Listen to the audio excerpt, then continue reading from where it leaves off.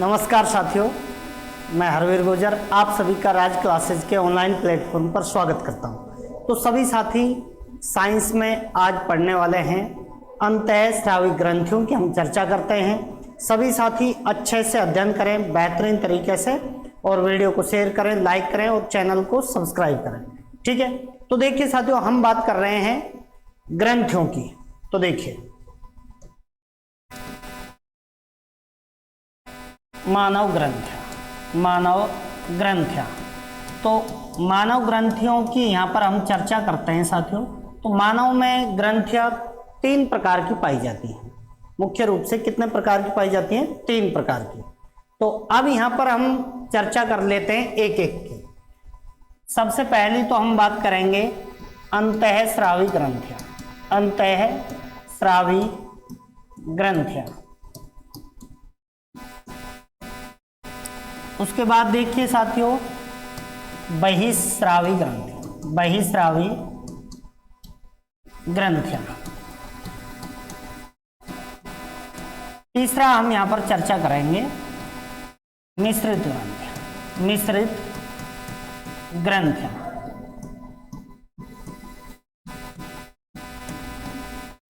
तीन प्रकार की मुख्य रूप से ग्रंथियाँ पाई जाती हैं। पहली हमने बात करी अंतःस्रावी ग्रंथि, दूसरी बहिस्रावी ग्रंथि और तीसरी कौन सी? मिश्रित ग्रंथि। यानी जो दोनों का काम करें, अंतःस्रावी भी हो और बहिस्रावी भी हो, उसे क्या कह दिया जाता है साथियों? मिश्रित ग्रंथि कह दिया जाता है। ठीक है, अब हम इनके आपको एक बार तो नाम बता रहे हैं, फिर एक एक की पूरी तरीके से डिटेल से व्याख्या करेंगे। तो देखिए, जैसे हम आपको अंतःस्रावी ग्रंथियों की बात करते हैं, तो इसमें सबसे पहली जो अंतःस्रावी ग्रंथि हम चर्चा करेंगे पीयूष ग्रंथि। फिर आगे हम इनके उपनाम भी बात करेंगे, अभी इतना ही लिख रहे हैं। तो देखिए, पीयूष ग्रंथि।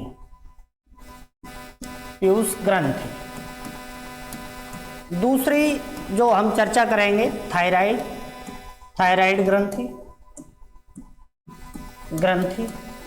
तीसरी हम चर्चा कर रहे हैं साथियों यहाँ पर पैराथायराइड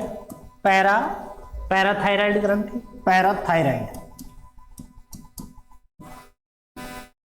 चौथी हम यहाँ पर चर्चा करते हैं साथियों एड्रीनल ग्रंथि। चौथी हम यहाँ पर चर्चा करते हैं साथियों, तो देखिए जनन ग्रंथियाँ।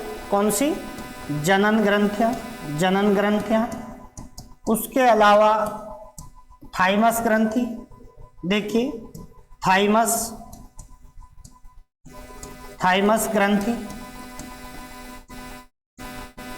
उसके बाद हम बात करते हैं साथियों हाइपोथैलेमस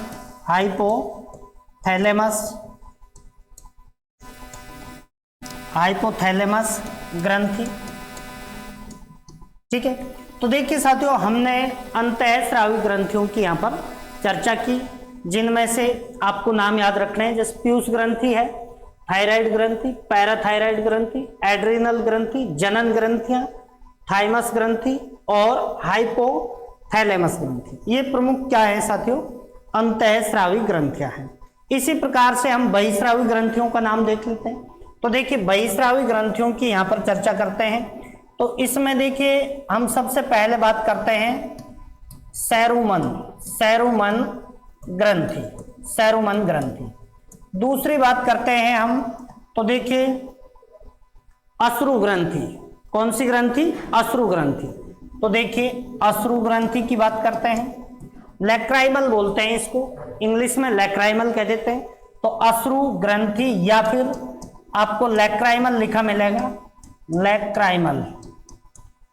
लैक्राइमल ग्रंथि। तीसरी हम चर्चा करते हैं मेबोमियन ग्रंथि। कौन सी?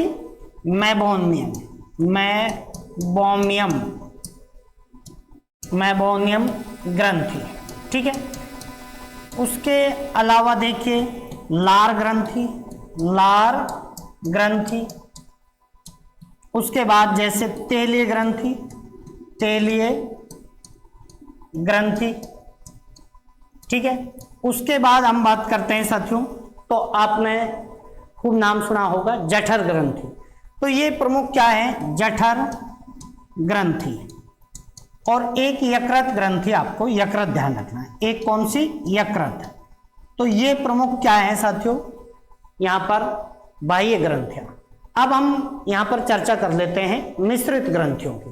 तो देखिए मिश्रित ग्रंथि में आपको एक नाम अच्छे से याद रखना है, अग्नाशय। कौन सी साथियों, अग्नाशय ग्रंथि, ये आपको अच्छे से यहाँ पर ध्यान रखना है, अग्नाशय।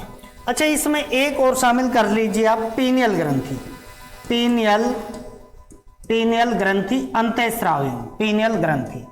तो साथियों आपको ये यहां तक कि आराम से एक बार स्क्रीनशॉट ले लीजिए सभी साथी, फिर हम एक एक को यहां पर क्या करते हैं, अध्ययन करते हैं, एक एक का अध्ययन करते हैं। एक बार स्क्रीनशॉट ले लीजिए सभी। अब साथियों हम शुरू करेंगे पहले अंतःस्रावी ग्रंथियों की, ठीक है। आपको आराम से चीजें समझ में आ रही होंगी। यदि आपको कोई भी चीज समझ नहीं आए तो वीडियो को 2 बार देख लें, ठीक है। अब हम यहाँ पर एक एक ग्रंथि को देखते हैं। अब हम यहाँ पर चर्चा करते हैं अंतःस्रावी ग्रंथियां। तो देखिए अंतःस्रावी ग्रंथियां, अंतःस्रावी ग्रंथियों में हम सबसे पहली बात करते हैं साथियों, पीयूष ग्रंथि की बात कर लेते हैं। तो देखिए पहला पीयूष ग्रंथि, पीयूष ग्रंथि, पीयूष ग्रंथि की यहां पर चर्चा करते हैं साथियों। इसको मास्टर ग्रंथि भी कहते हैं, मास्टर ग्रंथि। उसके अलावा इसे अन्य क्या नाम से जाना जाता है साथियों, इसे मटर ग्रंथि भी कहते हैं। क्या कहते हैं साथियों, मटर ग्रंथि।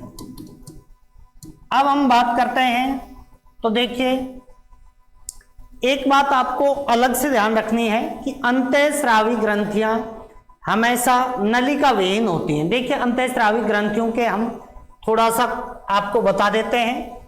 अंतःस्रावी ग्रंथियां क्या होती हैं, अंतःस्रावी ग्रंथियां ये क्या होती हैं साथियों,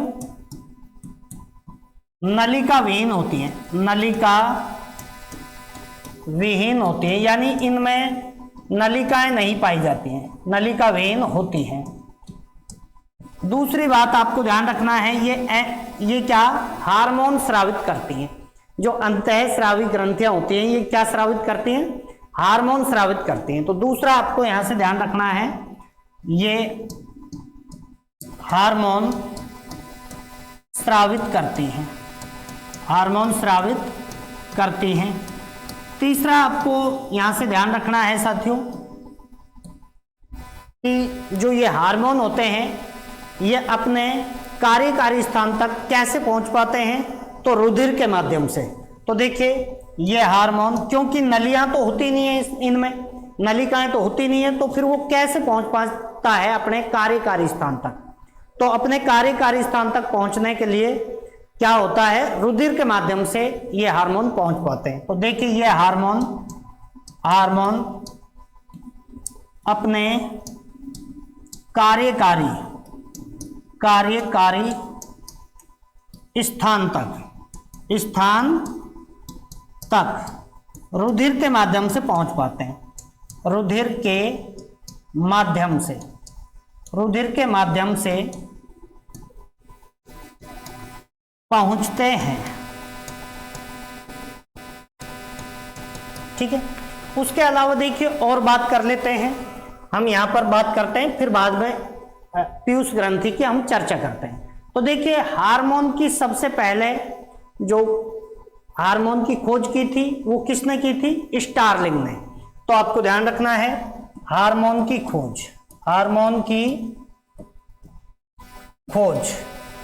खोज की हम बात करते हैं तो 1905 में की गई थी, 1905 ईस्वी में। और किसने की थी साथियों, स्टार्लिंग ने, स्टार्लिंग के द्वारा की गई थी, स्टार्लिंग के द्वारा। ये बात आपको अच्छे से समझ में आ गई होगी। हार्मोन की सबसे पहले खोज करने वाला व्यक्ति कौन था, स्टार्लिंग। कब की गई थी, 1905 ईस्वी में, ठीक है। उसके बाद देखिए हार्मोन से संबंधित आपको एक पॉइंट और ध्यान रखना है कि सबसे प्रथम ज्ञात हार्मोन कौन सा है। तो देखिए प्रथम ज्ञात हार्मोन कौन सा था, प्रथम ज्ञात हार्मोन। तो आपको ये ध्यान रखना है साथियों, प्रथम ज्ञात हार्मोन था सेक्रीटिन, ये आपको यहां से ध्यान रखना है। तो एक बार यहां तक का स्क्रीनशॉट ले लीजिए, उसके बाद हम अध्ययन करेंगे आगे, यानी अब एक एक ग्रंथि को हम यहां पर देखते हैं, एक एक ग्रंथि को देखते हैं। ठीक है, स्क्रीनशॉट ले लीजिए यहां तक का आप। चलो अब देखिए पीयूष ग्रंथि की यहां पर हम चर्चा करने वाले हैं साथियों, पीयूष ग्रंथि।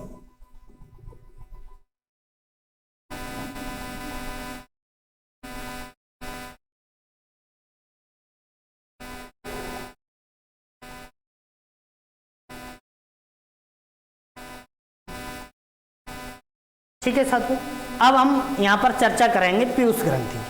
तो देखिए पीयूष ग्रंथि साथियों ऐसे ही मास्टर ग्रंथि नहीं कहलाती है, पीयूष ग्रंथि ऐसे ही मास्टर ग्रंथि नहीं कहलाती है, क्योंकि ये बहुत सारे हार्मोन स्रावित करती है जिससे अन्य ग्रंथियां क्या कार्य कर पाती हैं। जैसे पीयूष ग्रंथि के द्वारा स्रावित हार्मोन याद रखने पहले तो आपको, स्रावित हार्मोन कौन कौन से हार्मोन ये स्रावित कर पाती है। तो देखिए आपको उन हार्मोन्स के नाम ध्यान रखने हैं, एक तो एसटीएच, दूसरा टीएसएच, तीसरा एसीटीएच। तो देखिए एसीटीएच, चौथा आपको ध्यान रखना है साथियों, यहां पर जो पीयूष ग्रंथि जो हार्मोन छोड़ती है उनकी बात कर रहे हैं, चौथा एलएच, पांचवा पीआरएल, छठा आपको याद रखना है साथियों कौन सा, ऑक्सीटोसिन। तो देखिए ऑक्सीटोसिन, सातवां आपको याद रखना है साथियों यहां पर। तो देखिए सातवां मैं यहां पर लिख रहा हूं, सातवां आपको ध्यान रखना है वैसीप्रेन। ये 7 हार्मोन मुख्य रूप से ये स्रावित करते हैं। इन सभी के हम एक बार फुल फॉर्म बता देते हैं। तो देखिए ये क्या होता है साथियों, एसटीएच हार्मोन की हम बात करते हैं तो इसको सोमैटोट्रोपिन हार्मोन कहते हैं। क्या कहते हैं, इसे कहते हैं सोमैटोट्रोपिन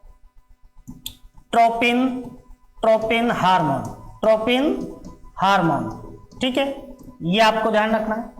दूसरा टीएसएच का आपको नाम ध्यान रखना है, टीएसएच का पूरा नाम क्या होता है, थायराइड स्टिमुलेटिंग हार्मोन। तो देखिए इसका क्या नाम होता है, थायराइड स्टिमुलेटिंग हार्मोन। ठीक है, आगे हार्मोन लगेगा सब में। उसके बाद देखिए एसीटीएच का क्या होता है साथियों, एडिनोकार्टिनोट्रोपिन हार्मोन।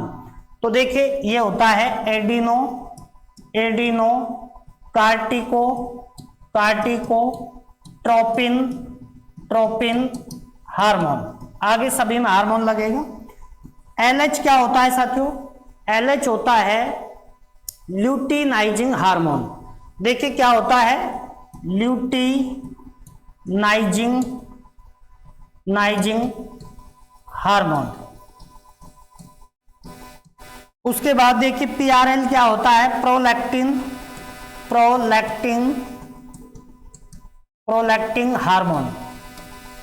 हार्मोन।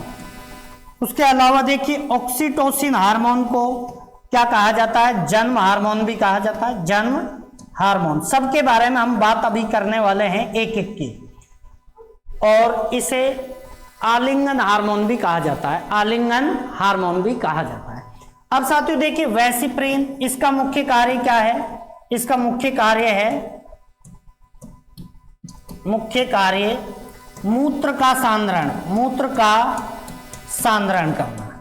तो साथियों देखिए ये सारे के सारे हार्मोन कौन सी ग्रंथि से स्रावित होते हैं, आप सभी को ध्यान रखना है। ये सभी हार्मोन पीयूष ग्रंथि से स्रावित होते हैं और ये मैक्सिमम ग्रंथियों पर नियंत्रण स्थापित रखती है, इसलिए इसे मास्टर ग्रंथि कहते हैं। अब एक एक हार्मोन को हम यहाँ पर देखते हैं। एक बार यहाँ तक का स्क्रीनशॉट ले लीजिए सभी साथी, यहाँ तक का स्क्रीनशॉट आप सभी साथी एक बार ले लीजिए, उसके बाद हम आगे बढ़ते हैं। तो देखिए आगे हम बात करते हैं साथियों, एक एक हार्मोन को यहाँ पर अध्ययन करते हैं। तो सबसे पहला हमने बताया था STH। तो देखिए अब मैं हिंदी में ही लिख रहा हूं यहाँ पर, सोमैटोट्रोपिन हार्मोन। साथियों ये क्या काम आता है, ये देखिए इसे वृद्धि हार्मोन भी कहते हैं। STH को क्या कहते हैं, वृद्धि हार्मोन भी कहते हैं।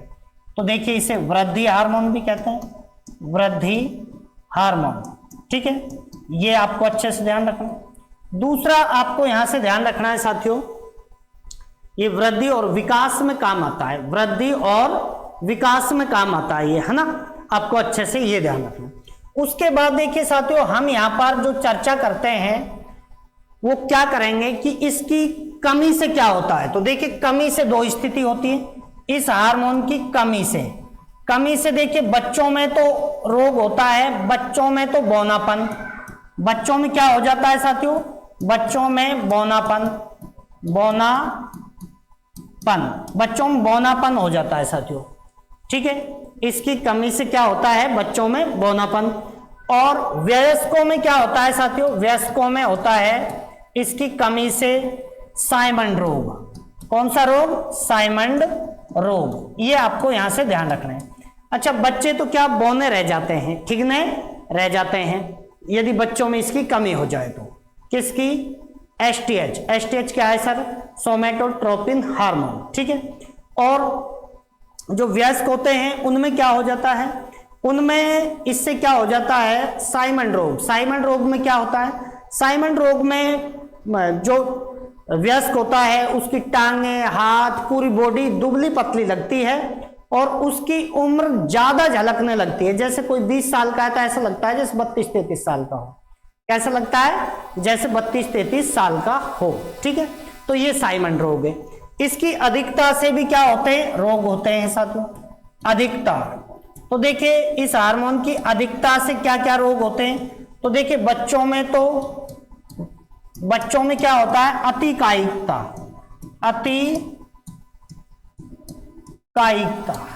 कायिकता, यानी काया है जो काफी विशाल हो जाती है। काया क्या हो जाती है, बच्चों की काफी विशाल हो जाते हैं, ऐसे हो जाते हैं, ठीक है। अब हम बात करते हैं इसमें ये वयस्कों में क्या स्थिति उत्पन्न होती है। तो साथियों वयस्कों में क्या होता है, इस वजह से भीमकाय शरीर हो जाता है उनका भी। वयस्कों का शरीर कैसा हो जाता है, भीमकाय या विशालकाय। अब साथियों इस रोग को क्या नाम दिया गया है, इसे दिया गया है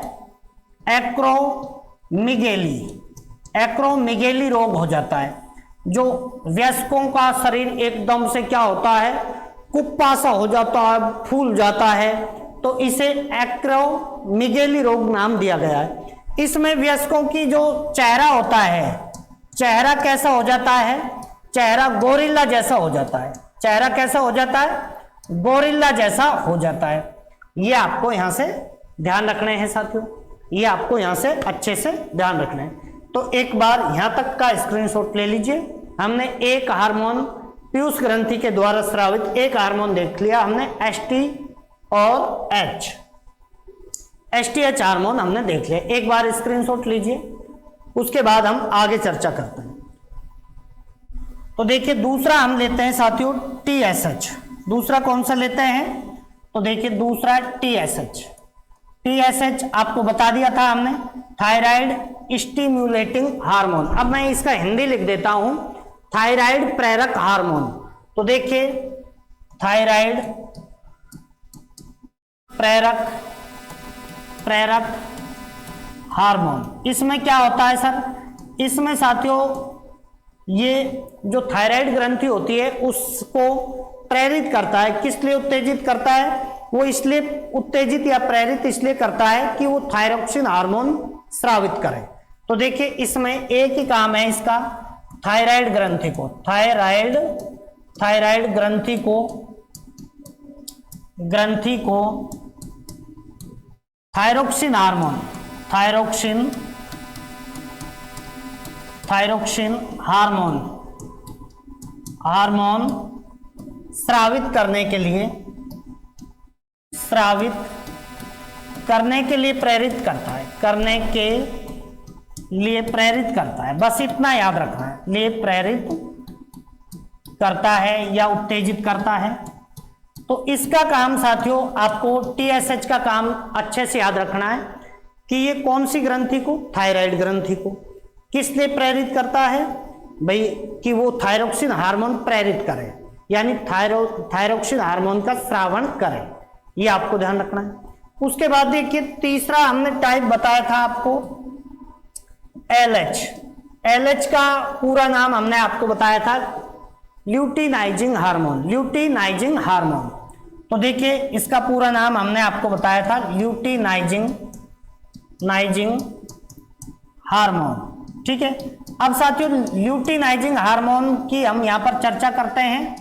तो ये जो ल्यूटिनाइजिंग हार्मोन होता है ये क्या काम करता है, ये देखिए महिलाओं में तो आपने नाम सुना होगा एक हार्मोन एस्ट्रोजन हार्मोन को स्रावित करने में मदद करता है, पुरुषों में ये टेस्टोस्टेरोन हार्मोन को स्रावित करने में मदद करता है। तो देखिए इसके आपको दो कार्य ध्यान रखने हैं। महिलाओं में कौन सा हार्मोन, महिलाओं में एस्ट्रोजन हार्मोन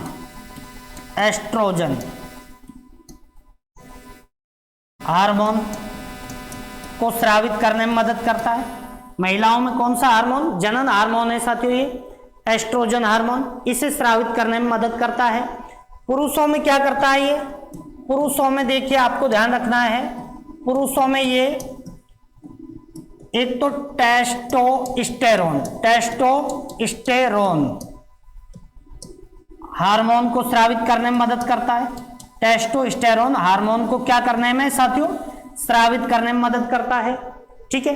और दूसरा वृषण के विकास में भी आवश्यक है, किसके, वृषण के विकास के लिए भी आवश्यक है, विकास के लिए, तो वृषण के विकास के लिए भी आवश्यक है। तो देखिए हमने 3 हार्मोन पढ़ लिए हैं जिसमें ल्यूटिनाइजिंग का काम क्या है, महिलाओं में एस्ट्रोजन हार्मोन स्रावित करने में मदद करना, और पुरुषों में टेस्टोस्टेरोन हार्मोन स्रावित करने में मदद करना। यहां तक का एक बार स्क्रीनशॉट ले लीजिए सभी, फिर उसके बाद हम आगे चर्चा करते हैं।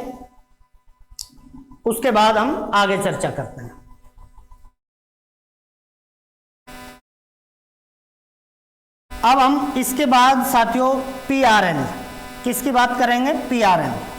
तो देखिए चौथा हार्मोन स्रावित करती है पीयूष ग्रंथि PRL, जिसको आप डायरेक्ट लिख लीजिए प्रोलैक्टिक हार्मोन। कौन सा हार्मोन, प्रोलैक्टिक हार्मोन। तो साथियों इसका मुख्य कार्य क्या है, तो प्रोलैक्टिक हार्मोन का जो मुख्य कार्य है वो महिलाओं की दुग्ध ग्रंथियों से दुग्ध को स्रावित करवाना है, महिलाओं की दुग्ध ग्रंथियों से दुग्ध को स्रावित करवाना है। तो एक ही मुख्य पॉइंट आपको ध्यान रखना है। तो देखिए महिलाओं की दुग्ध ग्रंथियों से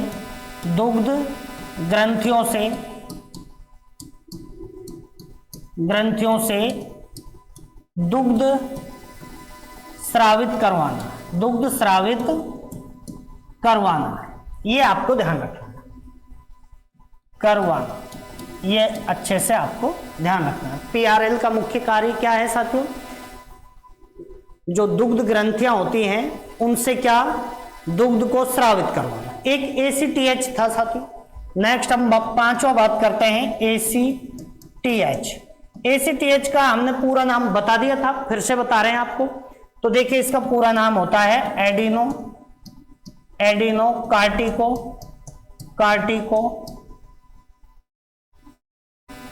ट्रोपिन हार्मोन, ठीक है। ये साथियों क्या करता है, ये भी जो एड्रीनल ग्रंथि होती है उससे एड्रेनलिन हार्मोन स्रावित करने में उसको प्रेरित करता है। तो देखिए इसका कार्य, देखिए आपको ध्यान रखना है, कार्य है एड्रीनल ग्रंथि। एड्रीनल ग्रंथि को अधिवृक्क ग्रंथि भी कहते हैं। एड्रीनल ग्रंथि से क्या स्रावित करवाना साथियों? एड्रीनल ग्रंथि से एड्रेनलिन हार्मोन स्रावित करवाना। तो ग्रंथि से एड्रेनलिन हार्मोन स्रावित करवाना, इसका कार्य क्या है? एड्रीनल ग्रंथि से एड्रेनलिन हार्मोन स्रावित करवाना, ये इसका कार्य है साथियों, ACTH का। उसके बाद हम छठा बात कर रहे हैं ऑक्सीटोसिन। तो देखिए ऑक्सीटोसिन, इसका काम क्या है साथियों?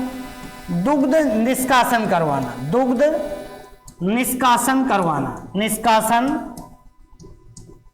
करवाना, यानी दुग्ध को निकालने में मदद करवाना, ठीक है। अच्छा, कई बार जब भैंस दूध नहीं देती हैं तो उनके भी ऑक्सीटोसिन का क्या लगाया जाता है? इंजेक्शन लगाया जाता है। ये आपको समझ में आ गया होगा, ठीक है। अब यहां पर बात करते हैं, तो देखिए ऑक्सीटोसिन हार्मोन के अन्य क्या नाम है? तो देखिए अन्य नाम भी आपको ध्यान रखने हैं। अन्य नाम क्या क्या है साथियों? एक तो है जन्म हार्मोन, बर्थ हार्मोन। उसके बाद आपको ध्यान रखना है, इसे आलिंगन हार्मोन भी कहते हैं। साथियों इससे क्या भाई, प्रेम बढ़ता है, घृणा भी होती है इसी से। तो आपको ये 6 हार्मोन अच्छे से समझ में आ गए होंगे, एक बार स्क्रीनशॉट ले लीजिए। उसके बाद हम आगे बात करते हैं, उसके बाद हम नेक्स्ट बात करते हैं। और नेक्स्ट चर्चा किसकी करेंगे साथियों? नेक्स्ट पीयूष ग्रंथि के द्वारा स्रावित अन्य जो हार्मोन है उसका नाम क्या बताया था हमने? वेसिप्रेन। तो देखिए वेसिप्रेन की अब हम चर्चा करते हैं।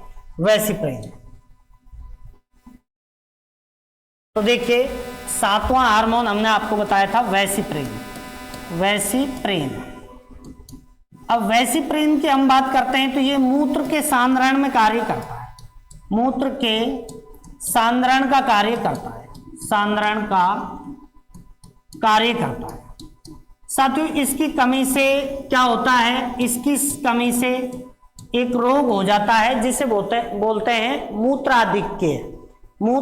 अधिक्य, ठीक है, जिसका दूसरा नाम भी है डायबिटीज इंसिपिडस, ठीक है। ये थोड़ा ध्यान रखना है आपको।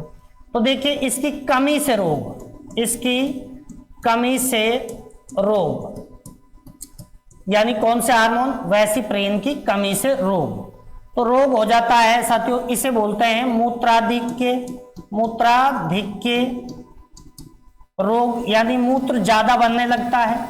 या फिर इसी का दूसरा नाम है साथियों डायबिटीज इंसिपिडस।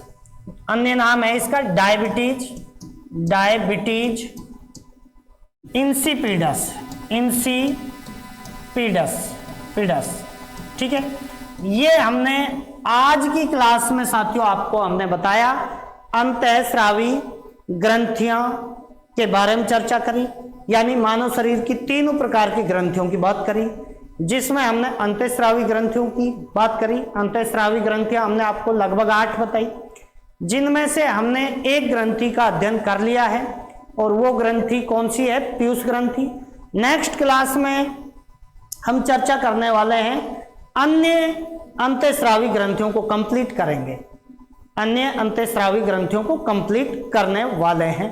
तो साथियों यहां तक का स्क्रीनशॉट लें। वीडियो यदि आपको अच्छी लगी हो तो वीडियो को लाइक करें, शेयर करें, चैनल को सब्सक्राइब करें, बेल आइकन प्रेस कर लें।